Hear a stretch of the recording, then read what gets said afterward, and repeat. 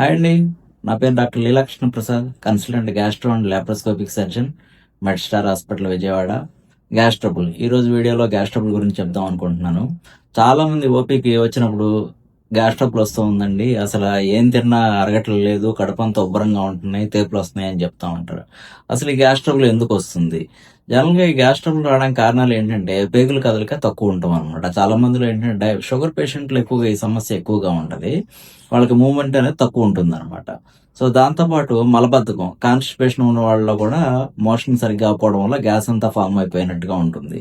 వీటన్నిటితో పాటు junk foods ఎక్కువగా తినటం, ఇవే కాకుండా గ్యాస్ ఫార్మింగ్ ఏజెంట్స్ ఉన్న ఫుడ్స్ తినటం, వేరుశెనగ గుళ్ళు, శనగపిండి, దుంపకూరలు ఇవన్నీ తీసుకోవడం వల్ల కడుపుంతా ఉబ్బరంగా ఉన్నట్టుగా అనిపిస్తూ ఉంటుంది. అవే కాకుండా వర్క్ టెన్షను, యాంగ్జైటీ ఇవన్నీ ఉన్నప్పుడు కూడా గ్యాస్ ట్రబుల్ ఎక్కువగా ఉంటుంది. సో ఈ గ్యాస్ ట్రబుల్ ఉన్నప్పుడు లక్షణాలు ఏం కనబడతాయి?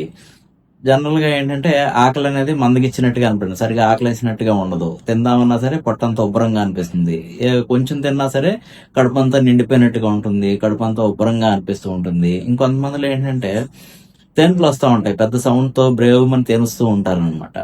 అట్లాగే కింద నుంచి వాసనతో కూడిన గాలి ఎక్కువగా పోతూ ఉంటుంది. ఏదైనా వర్క్ ప్లేస్లో కానీ ఇట్లా ప్రాబ్లం ఉంటే కనుక చాలా ఇబ్బంది పడుతూ ఉంటారు.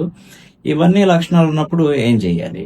సో జనరల్గా ఏంటంటే గ్యాస్ ట్రబుల్ ఉన్నప్పుడు కొన్నిసార్లు ఎండోస్కోపీ అనేది చూసుకుంటే బాగుంటుంది అనమాట. ఏదైనా అల్సర్ లాగా ఏమన్నా ఉందా, పూత ఏమన్నా ఉందా, అలాగే పొట్ట స్కానింగ్ అది చేసి చూస్తే గాల్ బ్లాడర్లో స్టోన్స్ ఏమన్నా ఉన్నాయా, ఇంకా మూమెంట్కి సంబంధించిన సమస్యలు ఏమైనా ఉన్నాయా అనేది అందులో తెలిసే అవకాశం ఉందన్నమాట. వీటన్నిటిని బట్టి అవసరాన్ని బట్టి గ్యాస్ ట్రబుల్ మందులు వాడితే చాలా వరకు గ్యాస్ ట్రబుల్ తగ్గే అవకాశం ఉంటుంది. సరే, వీటితో పాటు అసలు రాకుండా ఏం చేయాలి, ఎలా మనం దీన్ని రాకుండా చేసుకోవచ్చు అన్నది కూడా చూసుకోవచ్చు అనమాట.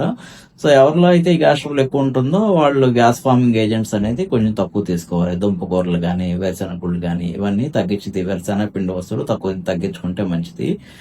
అన్నం తిన్న వెంటనే పడుకోవడం కానీ అట్లా చేయకుండా ఉంటే కనుక బెటర్. కొంచెం ఇంట్లో నడక కొద్దిగా అటు ఇటు నడుస్తూ ఉంటే కనుక గ్యాస్ ట్రబుల్ తగ్గే అవకాశం ఉంది.